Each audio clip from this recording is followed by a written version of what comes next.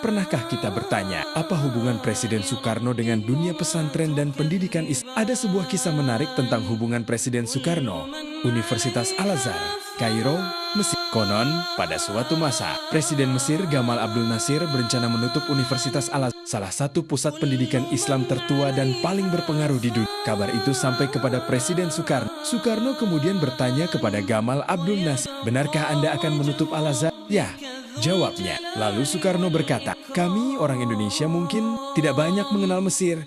Kami mungkin tidak banyak mengetahui tentang Mesir. Tetapi kami mengenal Mesir karena Al-Azhar. Kalimat itu dikisahkan membuat Gamal Abdul Nasir berpikir mengapa Al-Azhar begitu penting bagi Indonesia. Karena jauh sebelum Indonesia merdeka, sudah ada pelajar Indonesia yang menuntut ilmu di Al-Azhar. Salah satunya Syekh Mahmud Yunus dari Sumatera Barat.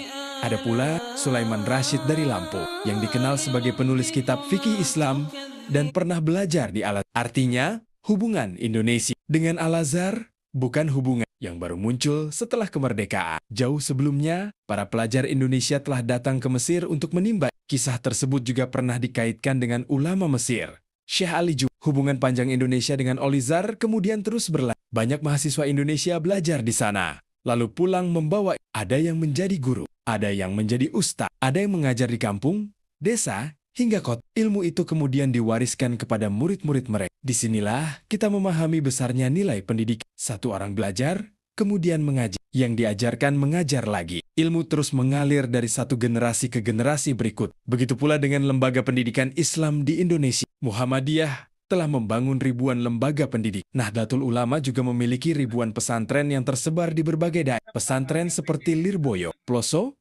Al-Munawir, Krapi, dan Tebuireng telah melahirkan banyak ulama, guru, dan mereka belajar, kemudian mengabdi. Mereka mengajar, kemudian melahirkan murid-murid itu kelak mengajar lagi. Karena itu, bagi para pendiri, pengasuh, guru, dan siapapun yang membantu pendidik, insya Allah, ada harapan bahwa kebaikan tersebut terus mengalir selama ilmu itu diamal. Semoga begitu pula dengan pesantren Merapi Merbau. Semoga anak-anak yang belajar di sana menjadi generasi yang berilmu dan bermanfaat. Semoga ilmu mereka tidak berhenti di ruang kelas. Semoga mereka membawanya pulang ke kampung halaman, mengajarkannya kepada keluarga dan masyarakat. Dan semoga setiap kebaikan yang lahir dari ilmu tersebut menjadi amal jariah yang mengalir hingga hari kiamat. Semoga para guru dan orang tua yang mendukung pendidikan mereka mendapatkan bagian dari pahala kebaikan itu. Amin ya Robbal Alamin.